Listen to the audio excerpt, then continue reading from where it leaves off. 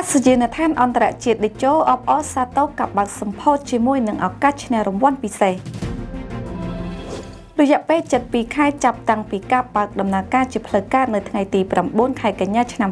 2025អាកាសយានដ្ឋានអន្តរជាតិដេជោកំពុងនឹងចាប់ផ្ដើមជាមួយនឹងយុទ្ធនាការចាប់រង្វាន់លើកដំបូងរបស់ខ្លួនដែលប្រែក្លាយរាល់ការមកទស្សនៈលេងកម្សាន្តឬការធ្វើដំណើរនៅអាកាសយានដ្ឋានអន្តរជាតិជាឱកាសឈ្នះរង្វាន់ធំអបអរសាទរអាកាសយានដ្ឋានថ្មីរបស់កម្ពុជាជាមួយនឹងរង្វាន់ពិសេសចាប់ពីថ្ងៃទី1 ខែវិច្ឆិកាឆ្នាំ2025រហូតដល់ថ្ងៃទី20 ខែតុលាឆ្នាំ2026សម្រាប់រាល់ការចំណាយចាប់ពី$30អាមេរិកឡើងទៅលើការញ៉ាំអាហារនៅភោជនីយដ្ឋាននិងទិញទំនិញនៅតាមបណ្ដាហាងលោកអ្នកនឹងទទួលបានឆ្នោតផ្សងសំណាងចំនួន1សន្លឹកដែលរង្វាន់ទាំងនោះរួមមានផ្ទះរថយន្តការស្នាក់នៅសន្តាគារនិងរង្វាន់ជាច្រើនផ្សេងៗទៀតការចាប់រង្វាន់នឹងធ្វើឡើងចំនួន2លើកលើកទី1ក្នុងឱកាសពិធីបុណ្យចូលឆ្នាំខ្មែរនិងវគ្គផ្ដាច់ព្រាត់នៅថ្ងៃខួបលើកទី1របស់អាកាសយានដ្ឋានអន្តរជាតិដេជោថ្ងៃទី20 ខែតុលាឆ្នាំ2026ព្រឹត្តិការណ៍ទាំងពីរនឹងត្រូវបើកឲ្យចូលរួមសម្រាប់អ្នកទស្សនានិងអ្នកធ្វើដំណើរជាមួយនឹងអ្នកឈ្នះនឹងត្រូវបានប្រកាសតាមរយៈការផ្សព្វផ្សាយផ្លូវការរបស់អាកាសយានដ្ឋាន